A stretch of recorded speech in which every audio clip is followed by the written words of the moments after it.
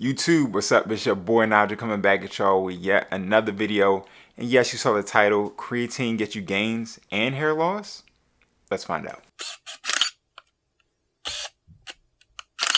If you're looking to make an impact on your gains, there are many supplements out there that can help, but by far one of my favorite is creatine. So in this video, we're gonna go over everything you know about this supplement. So creatine is a substance that's found naturally in your muscle cells. It could help you produce more energy for you to put towards your workouts, such as high intensity exercise or heavy lifting. About half of your creatine you're going to find from the food that you eat. Usually it's going to come from seafood and red meat, and the other half is going to be created in your kidneys and your liver from amino acids. About 95% of your body's creatine is going to be stored in your muscles in the form of phosphocreatine. When you actually supplement, you're going to increase your stores of phosphocreatine, and this is a form of stored energy which is going to help your body produce more ATP. And basically, the more ATP that you have, the better performance you're going to get for your body when you're actually doing any type of workout. Also, creatine is going to alter several cellular processes that is going to lead to increased muscle mass, muscle strength, and also recovery. So the next thing we're going to get into is how to take creatine. There's usually two types of ways you're going to find creatine in the store.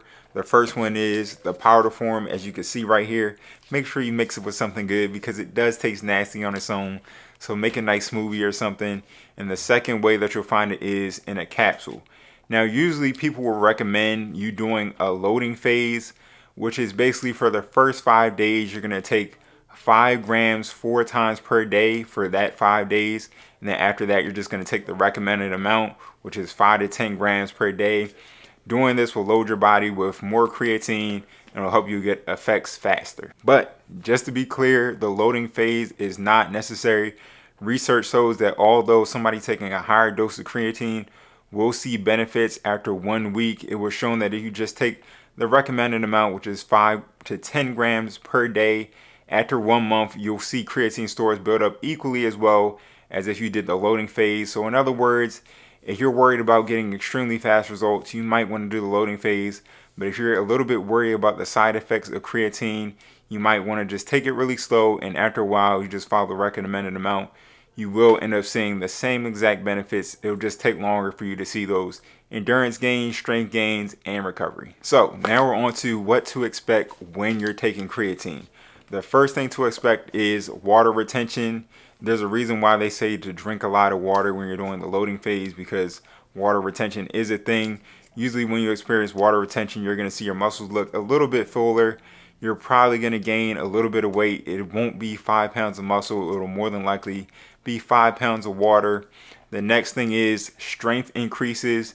Usually you're going to see this in the form of muscular endurance, but it can also help you increase your 1 rep max. It just depends on how you respond to the creatine and what it does for you. But essentially, creatine will help you add more volume to your workouts, which will provide the muscles with a little bit more stimulus, which will help them grow faster. Now, a lot of people are non-responders to creatine, so you'll just have to be aware and keep track of your progress while you're taking creatine.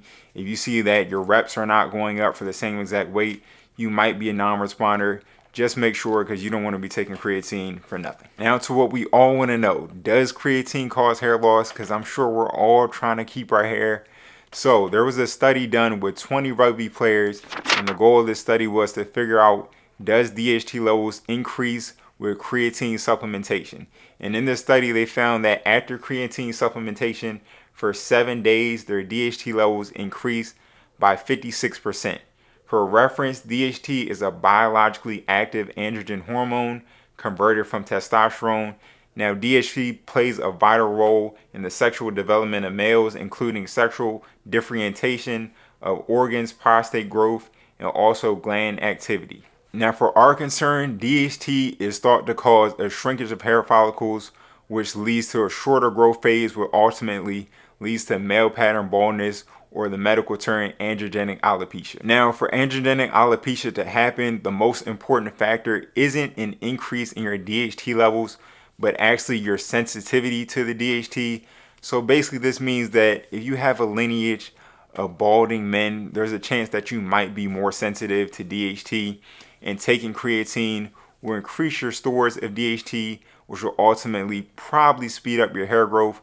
I know with me, with my anecdotal evidence, which is why I stopped taking creatine, is that I started to see a little bit of shedding like up top here.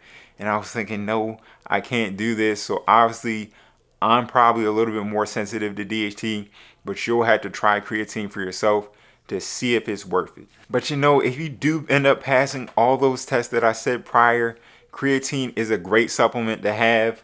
There was a new meta-analysis done by Burke and colleagues that found that creatine increases muscle growth by around 33%. So I would say it's definitely worth it if you're not worried about your hair loss, or you pass the test and you're not genetically sensitive to DHT. Creatine is an absolute great bang for your buck, and I would say is the best supplement out there for you if you want to actually get muscle growth, but you'll just have to figure out if the supplement's for you. But that's it for the video. Chances are, if you're worried about creatine and supplementation, you also gotta want to know the things that you must avoid that is dangerous for your health. So if you want to check out the dangers of PEDs video, click this video right here. I appreciate y'all for watching. Make sure you like the video, like buttons right there for the YouTube algorithm. I'm coming out with a whole bunch of more stuff. Fitness content, 10-minute workouts, 5-minute workouts, answering questions, anything that might help. But I appreciate y'all for watching, and I'll see you on the next one. Peace.